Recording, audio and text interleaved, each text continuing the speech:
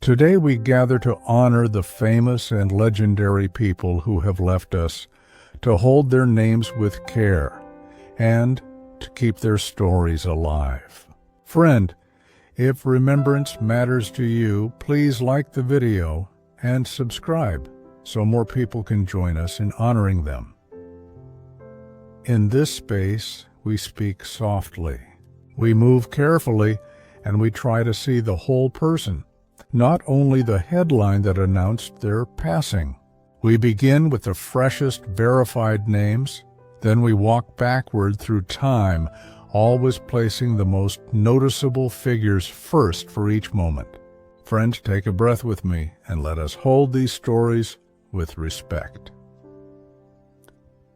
Ralph Sinensky, born May 1st, 1923 in Mason City, Iowa, died November 1st, 2025 in Carmel-by-the-Sea, California at the age of 102, cause of death not publicly disclosed as of November 2nd, 2025. An American television director whose touch helped define the look and rhythm of classic network drama, he guided episodes of Star Trek, The Waltons, The Fugitive, and the pilot of Dynasty with patient compositions and quiet confidence, letting actors and ideas lead the camera rather than the other way around. He grew up in the Midwest, studied at the Pasadena Playhouse, and began as a stage director before moving into television in the late 1950s, bringing a repertory discipline to film sets where time was scarce and ambition was large. His marital life is not publicly disclosed as of November 2nd, 2025, yet he often wrote with affection about the crews and casts he considered a family, the colleagues who trusted his steady eye.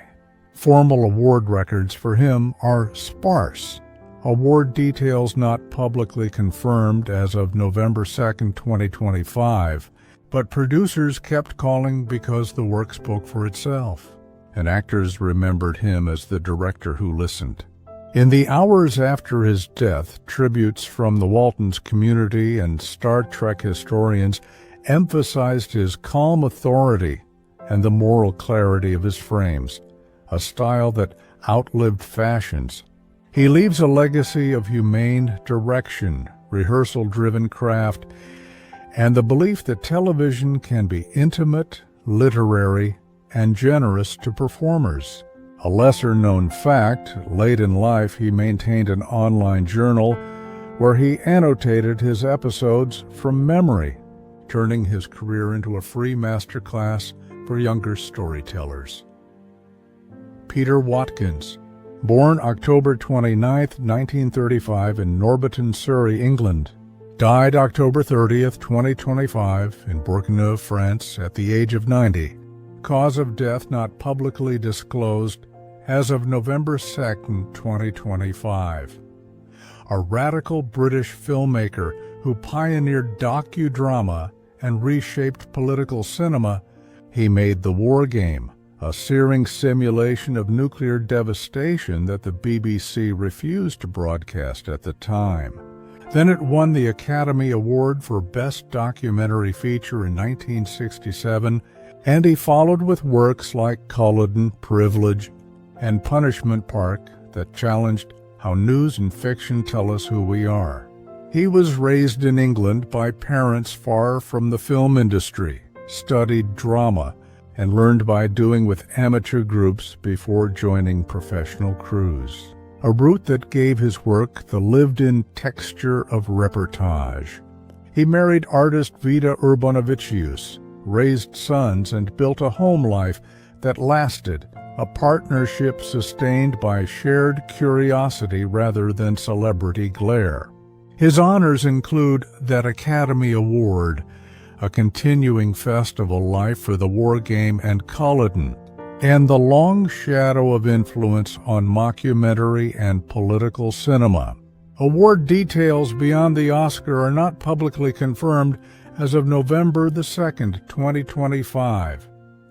In the days after his passing, The British Film Institute and critics' circles framed him as a compass for artists trying to speak plainly about power, proof that a film can be a public argument. He leaves a legacy of independence, the courage to ask audiences to think out loud, and the insistence that form is also ethics. A lesser-known fact, his epic The Journey runs well over 14 hours, a global collaboration that turned filmmaking into a community classroom. Maria Riva, born December 13, 1924 in Berlin, Germany, died October 29, 2025 in Gila. New Mexico at the age of 100, cause of death not publicly disclosed as of November 2, 2025.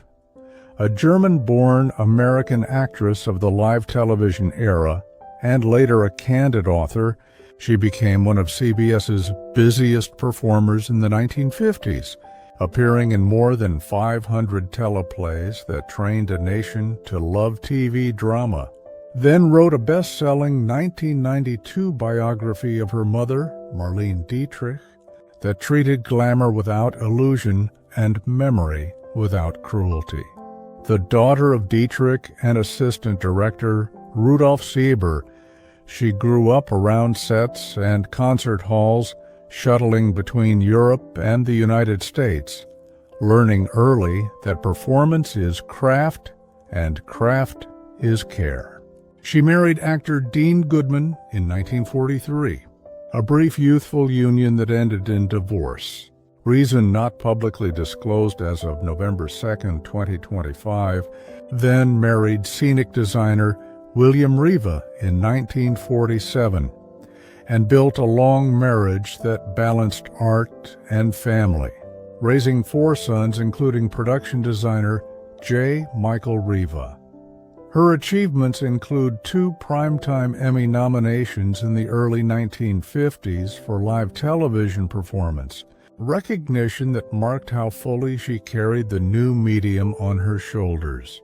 After her passing, appreciations emphasized how her book widened the frame around a Hollywood legend, giving scholars and fans a fuller, harder truth to work with. She leaves a legacy that centers honesty, the discipline of rehearsal, and the duty to record what really happened so others can learn. A lesser-known fact, she once appeared in more live telecasts in a single season than any of her CBS peers, a measure of stamina that would exhaust most troops today. Floyd Roger Myers Jr., born April 9, 1983 in the United States, died October 29, 2025 in Maryland at the age of 42 from a heart attack. A former child and teen performer, he played young Will in a 1992 episode of The Fresh Prince of Bel-Air and young Marlon Jackson in the ABC miniseries The Jacksons. An American Dream, roles whose images lived far longer than the brief scenes themselves, and in adulthood, he redirected his energy into service by co-founding a men's support organization that promoted connection, healing, and mental health. He grew up with a close family, the kind of home where encouragement traveled both directions, and he later became a father who held that same line of care for his children. His marital life is not publicly disclosed as of November 2, 2025, and no divorce record is publicly confirmed, but friends and family describe a man who kept his circle strong. Awards were not the point of his career. Award details not publicly confirmed as of November 2, 2025. Yet he earned the quiet respect of colleagues who valued reliability, a quality that keeps sets moving and stories intact. After his passing, tributes underlined how early experiences in a hit sitcom can echo for decades, pulling an actor into the lifelong community of people touched by that work. He leaves a legacy of showing up for others, using visibility to build safe spaces for men to speak, and reminding us that small roles can leave bright marks. A lesser-known fact, away from sets, he enjoyed hands-on work and community projects, the kind of practical service that turns neighbors into friends. Prunella Scales, born June 22, 1932 in Sutton Abinger, Surrey, England, died October 27, 2025 in London at the age of 93. Cause of death not publicly disclosed as of November 2, 2025. Known worldwide as Sybil Fawlty in Fawlty Towers, she turned brisk wit into an art, her clip delivery and precise timing becoming a template for how to hold the center of a scene. And she later drew wide praise for portraying Queen Elizabeth II in Alan Bennett's A Question of Attribution. The daughter of John Richardson Illingworth and Catherine, known as Bim, she was raised in a family that valued both discipline and imagination, training at the Old Vic and building technique that traveled easily from stage to screen.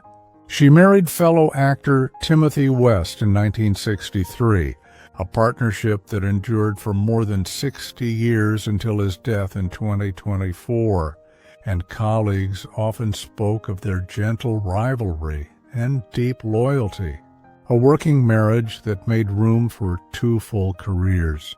Her achievements include a BAFTA television nomination in 1992 for A Question of Attribution and appointment as a Commander of the Order of the British Empire that same year, recognition for a lifetime of service to drama.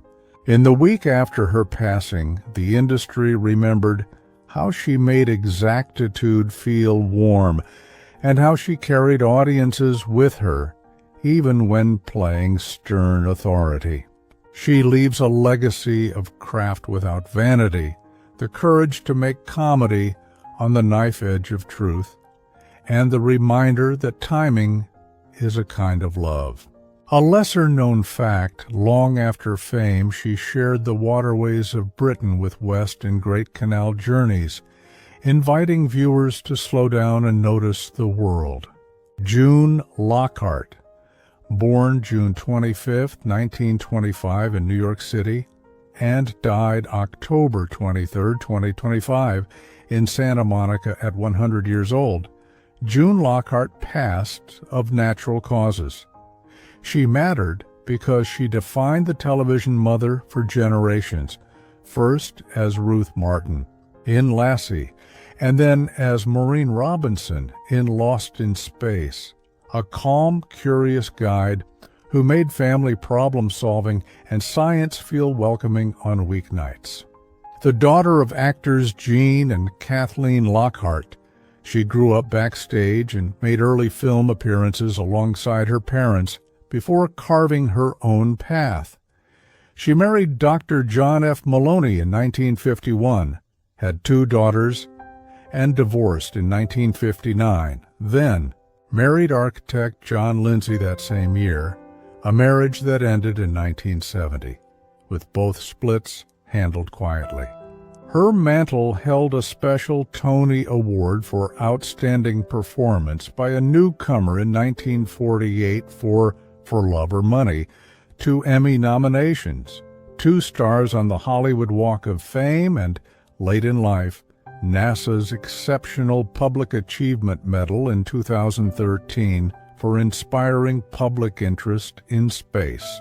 After her passing, colleagues, fans, and even space agencies celebrated how her work encouraged curiosity. She leaves a legacy of kindness matched with competence, a blueprint for writing smart, compassionate women. A lesser-known fact is that she donated her Tony Award to the Smithsonian in 2008, so future generations could see it up close. Samantha Egger, born March 5, 1939 in Hampstead, London, and died October 15, 2025, in Sherman Oaks, California, at 86 years old. cause of death not publicly disclosed as of November 2, 2025. Samantha Eggar mattered because she brought psychological precision to mid-century cinema, most powerfully as Miranda in The Collector, a performance that won Best Actress at Cannes, won a Golden Globe for Best Actress in a Motion Picture Drama, and earned an Academy Award nomination, while later roles in The Brood and a steady stream of television work showed her range. She grew up during wartime in a strict household, studied at the Webber Douglas Academy of Dramatic Art, and found early recognition on the Shakespearean stage. She married actor Tom Stern in 1964, welcomed 2 children, and divorced in 1971, with no public scandal around the split. Beyond Cannes and the Golden Globe, she stacked honors across decades, and her voice role as Hera in Disney's Hercules introduced her to a new generation.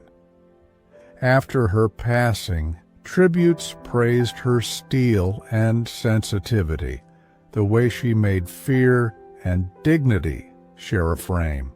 Her lasting legacy is the courage to play complicated women without apology. A lesser-known fact is that filming The Collector was so demanding, she later said it was the hardest stretch of her career, yet it produced her most lauded work. Toni Conter, born September 22, 1937 in Southampton, and died October 13, 2025, in Eastbourne at 88 years old, cause of death not publicly disclosed as of November 2, 2025. Toni Conter mattered to British television because he gave EastEnders a moral center. As Roy Evans, a decent car dealer whose love story with Pat Butcher balanced a turbulent square, and he brought similar integrity to Juliet Bravo, Boone, and dozens of dramas. The second son of Annie Mary and Roy Hobart Conter, he grew up in wartime Britain, trained at Lambda after national service in the RAF, and found his calling on regional stages before television discovered his steadiness. He married Frances Wallace. In 1962, a partnership that lasted more than 6 decades until her death, just days before his, and their long marriage was remembered fondly by colleagues. Though not awards-driven, his achievement was volume and trust, more than 600 EastEnders episodes, and a reputation as a generous scene partner. After his death, producers and co-stars offered plain-spoken tributes, proof that reliability can be heroic on set. He leaves a legacy of quiet craftsmanship. A lesser-known fact is that he often played law enforcement early on, which helped him anchor authority figures with unshowy realism. Ben Lewis, born September 28, 1979 in London and raised in Australia, and died October 6, 2025, in Sydney at 46 years old after colorectal cancer. Ben Lewis mattered because he carried the Phantom into a new century, leading Love Never Dies in Australia and later singing the title role of the Phantom of the Opera on the West End, proving that theatrical grandeur can feel as intimate as film when the storytelling is this focused. The son of opera singers Michael Lewis and Patricia Price, he grew up harmonizing at home with his brother Alexander and training in a household where music was dinner table conversation. He married musical theater performer Rachel Beck, a partnership that fans followed with affection and the pair spoke often about balancing family with tours, a balance they guarded carefully. He earned Helpman award nominations and critical praise for the lyric intelligence he brought to iconic roles. After his passing, theaters dimmed lights and colleagues called out his warmth, turning social feeds into a chorus of gratitude. He leaves a legacy of generosity backstage and detail on stage, the lesson that a mask can reveal rather than hide. A lesser-known fact is that he once said the camera taught him to play smaller, a lesson he brought back to live performance. Ron Dean. Born August 15, 1938 in Chicago, and died October 5, 2025. In Chicago at 87 years old, cause of death not publicly disclosed as of November 2, 2025. Ron Dean mattered in American film and television because he gave Chicago stories their pulse. The coach in the Breakfast Club, the cop in The Fugitive, the familiar city face in The Dark Knight, and a steady presence across decades of television. He grew up on the North Side in a working family, took night classes, and found mentors who recognized that the way he listened on screen told as much story as any monologue. He kept his private life out of the spotlight and was known for loyalty to old friends from the neighborhood. His achievement was not trophies, it was consistency, a filmography full of moments that made bigger stars look more human. After his death, local theaters, journalists, and crews celebrated him as the rare actor who never stopped sounding like the street he came from. He leaves behind a template for character actors: show up prepared, serve the story, and let the truth be enough. A lesser-known fact is that he coached youth ball between jobs, the same voice you heard on film carrying into practices at Dusty Diamonds. Patrick Murray, born December 17, 1956 in Greenwich, London, and died September 29, 2025 in Rochester, Kent, at 68 years old after cancer. Patrick Murray mattered to television comedy because, as Mickey Pierce on Only Fools and Horses, he turned swagger into something endearing. A chancer whose grin sharpened the show's timing and reminded audiences that bravado often masks vulnerability. He was raised in a working family in southeast London, answered a newspaper casting call as a teenager, learned sets on Quadrophenia and Scum, and carried that grit into sitcom rhythm. He married Anong, with whom he shared a life he tried to protect from fan attention, and his interviews about illness in later years were brave but measured. Awards were not the point of his career, yet the enduring audience love for Only Fools and Horses is the kind of recognition that outlasts ceremonies. After his death, former cast members and British comedy fans posted stories of kindness on set, a roll call of small gestures that reveal character. He leaves a legacy any comic would envy: make people laugh, then make them care. A lesser-known fact is that he once worked as a taxi driver between roles, an experience he said sharpened his ear for dialogue